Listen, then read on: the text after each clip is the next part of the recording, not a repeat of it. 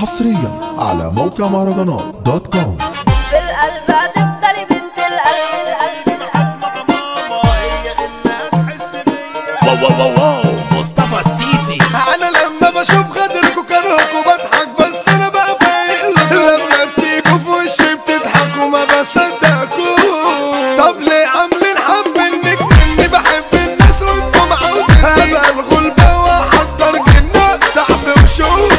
ربع مخلي زيتون كلاطاطة مية بيضة واحلى بلاطة 40 سنة ناس ببساطة واللي يساوي له بيساسة اللي جاي سحب وبيجري هاخده وهقعده على حيري انت مش سالك ولا دغري جواك عايش طبع السواسة بضرب في الوش وما بقوش بكش يا ما احسن تتنام عليا زميلي لا ما تعيش لا تتدمر انا هاجم يابا بقلب فدائي شدد اجزاء على عشا مش باقي الجدع فيكم مش لاقي ده انا بدور مش دايما هباك يتلفت على عادي المطرح عندي وفوق هتحول هباسي وجبر صوتكم ضيعنا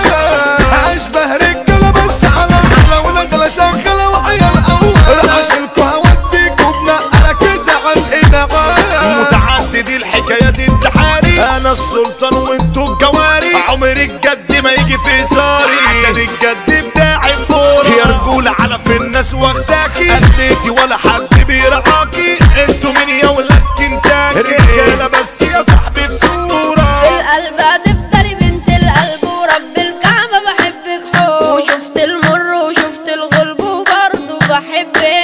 غيرك ما بشوفش انا عسلية يا سكر نبات بسكوتك اتكاد هفضل جواك يا ست البنات عايش في قلبي لو هوصفك بكلام ده ياما رحتي راحت الابتسامة حدديلي مع ماما هي اللي هتحس بيا هتعرف اني بحبك يدي وانك انتي مصدر سعادتي للمأذونة اصور بطاقتي نفسي تيجي تبصمي يا عينيا انا لما بحب البت الجدعه اللي في ظهري دي بتسيب لو حد عكسها عليه بتهب ما تسكتلوش لفت يا ما دورت عرفت وشفت عملت كتير غيرك ما عشان فيكي وقعت والله ضد احلى رموش حاوية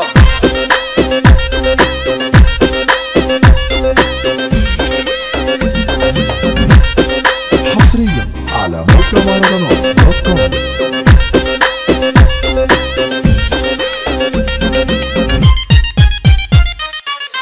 استرها يا رب علينا بجد تعبنا وطونا القلب اتهاب ونق وقر علينا يسد اي ابواب حسدانا العنوان مش ظالمين نفسنا نرتاح يا زميلي هنلخصها لكم بكلمتين عايشين في عذاب انت مين اللي احسن مش باين روح غير بوجهت وكمالي دبر على عشك لساني انت فرد عايز تتساد انا كم والباقي في كوم انت ليه عمال بتحوم هي طلقه ومش هتقوم اتفردوا قدام على النار بطتي قدتي انت فراولتي فاكهة دنيتي وسنين عشرتي لو تزعلي انا حضر عدتي وهتبقى جحيم لو مرة مشيتي تسود حياتي حياتي اللي بتسعد اوقاتي انت قلبتي بمراتي ونمشي سنين وطلعنا الطلعة الخطرة العطرة الفجر ما بيسيبنيش في الكون مش زيك يا صاحبي عايز لك فترة عشان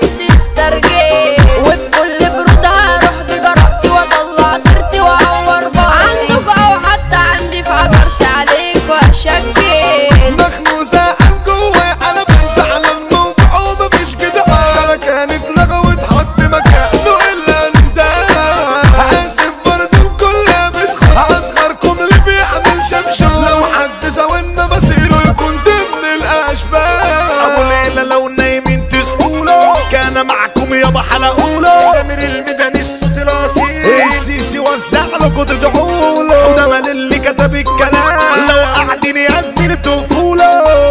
على موقع مهرجانات .com.